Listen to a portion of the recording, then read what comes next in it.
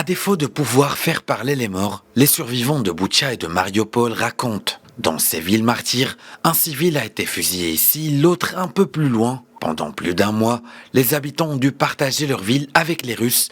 La plupart d'entre eux ne se sont pas encore remis de la peur et de l'humiliation. Nous pensions que la pire chose était les bombes aériennes, mais en fait, la chose la plus terrifiante est un char. Il n'y a rien de pire qu'un char.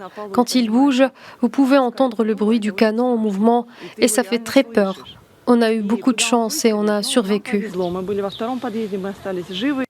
Selon le maire de Boutcha, Anatoly Fedoruk, les survivants sont atterrés par les horreurs qu'ils ont vues, mais sortent progressivement de cet état de choc.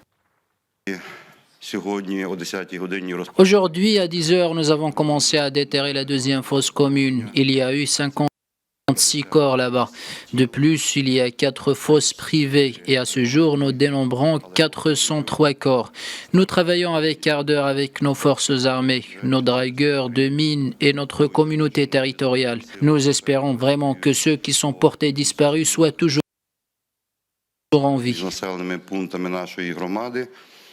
Côté russe, Vladimir Poutine continue de tout nier en bloc. Interrogé ce mardi sur le massacre de civils dans la ville de Boutcha, Vladimir Poutine a balayé le sujet, critiquant le manque de cohérence des Ukrainiens dans les pourparlers avec Moscou et les accusant de changer sans cesse de position, ce qui crée des difficultés pour parvenir à un accord. Le président russe dément systématiquement avoir tué des civils, accusant l'Ukraine de se servir de sa population comme bouclier humain.